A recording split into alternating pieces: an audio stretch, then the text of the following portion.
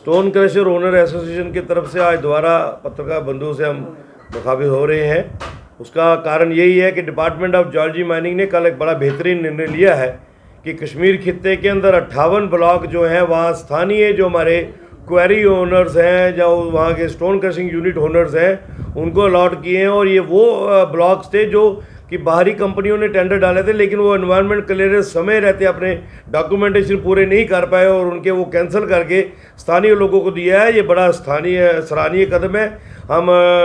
Commissioner secretary geology mining Manoj Dwivedi साहब का और डायरेक्टर जियोलॉजी माइनिंग ओपी भगत साहब का दिल की गहराइयों से स्वागत करते हैं। और यकीनन इसके साथ साथ हम गुहार भी लगाते हैं कि सेम पैटर्न पे आपको जम्मू के बारे में भी सोचना होगा। जम्मू में भी कई ब्लॉक ऐसे हैं जहां पर टेंडरिंग हुआ है, लेकिन अभी डॉक्यूमेंटेशन पूरी नहीं होने के कारण ठेकेदार जो है मनमर्जी के दाम भी ले रहा है और ठेकेदार वहां पे अपना काम भी एग्जीक्यूट कर रहा है, जो कि वो टेक्निकली लीगली नहीं कर सकता है जब तक कि इन्वायरमेंट क्लियरेंस नहीं होगी। मुझे लगता है कि जम्मू के लोगों की जो डिमांड है शुरू से रही है कि जम्मू के लोगों को इग्नोर ना किया जाए। और जम्मू के अंदर जिस तरीके से पिछले 1-1.5 वर्षों से रॉ मटेरियल को लेकर ह्यू एंड क्राई हुआ है, उसका सबसे बड़ा कारण यही है कि हमारी चलती फिरती इंडस्ट्री को बंद कराने का प्रयास किया गया और जो लोग भारी मात्रा में बाहर से आकर टेंडरिंग करके हैवी रेट्स के ऊपर काम करने का प्रयास कर रहे हैं, उनकी वजह से रेट बढ़ा है। यकीनन हम चाहते हैं कि मनोज द्विवेदी साहब जो कि बड़ी बेहतरीन तरीके से कृषि इंडस्ट्री को और ब्रिक क्लीनिंग इंडस्ट्री को बचाने का प्रयास कर रहे हैं और उनकी कोशिश है कि जम्मू के अंदर जो वातावरण बना हुआ है, जो ह्यू एंड क्राई बनी हुई है, उसको ख़त्म किया जाए और एक साफ सरल तरीके से इंडस्ट्री को बचाने का प्रयास करें। क्योंकि हमने शुरू से एक बात कही है कि स्टोन क्रशिंग इंडस्ट्री एक बेसिक इंडस्ट्री है। एक किसी भी बिल्डिंग की या किसी भी विकास कार्य की जो संगे बुनियाद है वो स्टोन क्रशिंग इंडस्ट्री के प्रोडक्ट के बिना शुरू नहीं हो सकती। और उसका जो आखिरी मंजिल है, जब हम स्लैब भी डालते हैं तो हमारे प्रोडक्ट के बिना स्लैब नहीं डाली जा सकती। तो यकीनन इस इंडस्ट्री को बचाने की ज़रूरत भी है। और जिस तरीके से ये निर्णय कश्मीर को लेकर हुआ है, ना सिर्फ हम इसका स्वागत करते हैं लेकिन वेलकम भी करने के साथ साथ गुहार भी लगाते हैं कि सेम पैटर्न पे आप जम्मू के बारे में भी सोचिए। और ख़ास करके रिवर तवी जो पिछले 3-4 वर्षों में जो इतनी कंट्रोवर्शियल तरीके से उसको बदनाम करने का कुछ लोगों ने प्रयास किया है, सूर्यपुत्री तवी को जो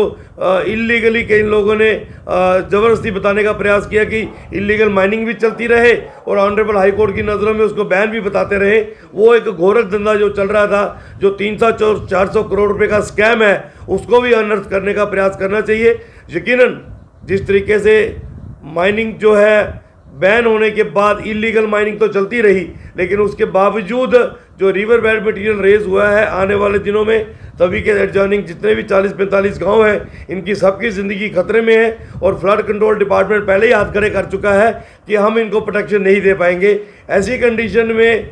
इस PIL को क्वैश करवा के इमीडिएटली इसके ब्लॉक बनाए जाए, रिवर तवी की टेंडरिंग प्रोसेस अडॉप्ट किया जाए, उसमें सन ऑफ द सॉइल जो स्थानीय unit holder stone crushing unit holders हैं, जो कि डिपार्टमेंट से रजिस्टर होके यहाँ पे कार्यरत हैं, हमें काम करने का मौका दिया जाए ताकि हम उसके टेंडरिंग प्रोसेस में शामिल होकर वो टेंडर लें। गवर्नमेंट के घर में भी रेवेन्यू आए, इंडस्ट्री भी चले और एक गरीब व्यक्ति जो 1 ट्रॉली 2 ट्रॉली पत्थर निकाल के, रेत निकाल के अपने और अपने बच्चों का पालन पोषण करता था, जिसकी आज ज़िंदगी खड़ी हो गई है, वो भी अपना सुचारू ज़िंदगी चला सके। और जो ह्यू एंड क्राई जो मार्केट में पड़ी है उसको हम रोके। मैं यकीनन कह सकता हूँ कि मनोज द्विवेदी साहब जितने पॉजिटिव सोच के व्यक्ति हैं, वो हमारी इस गुहार को एक्सेप्ट भी करेंगे। और रिवर तवी के लिए जो पिछले 1.5-2 महीने से लगातार न्यायपालिका से भी इंसाफ मिल रहा है और डिपार्टमेंट ऑफ जियोलॉजी माइनिंग भी इसके लिए पॉजिटिव है कि जल्दी PIL क्वैश हो और उन लोगों पे भी कार्रवाई हो कि वो कौन लोग हैं, उनकी क्या मानसिकता थी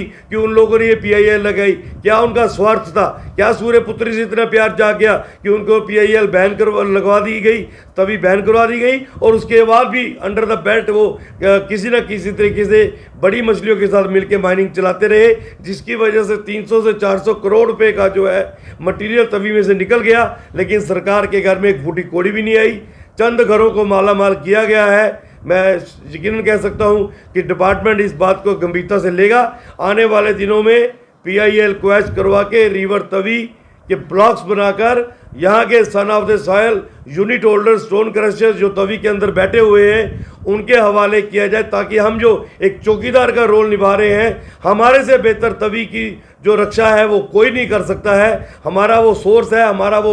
रॉ मटेरियल है, हमें गवर्नमेंट की परमिशन डायरेक्शंस के बाद हम लोग इस्टेब्लिश्ड है, और करोड़ों रुपए की लायबिलिटी जो हमारे ऊपर पड़ी है वो गवर्नमेंट को उसको ओन करे, उसकी जिम्मेवारी ले, ताकि हम लोगों की भी ज़िंदगी सुचारू ढंग से चले। और जो ह्यू एंड क्राई तवी को लेकर या रॉ मटेरियल को लेकर पूरे जम्मू के अंदर हुआ है, उसको भी हम ख़त्म करें। एक गरीब व्यक्ति को जो सस्ते दाम पे पहले रेत और बजरी मिलती थी, हम उनके घरों तक पहुंचा कर दें, और हर गरीब व्यक्ति की जो रोजी रोटी है वो सुचारू ढंग से चले।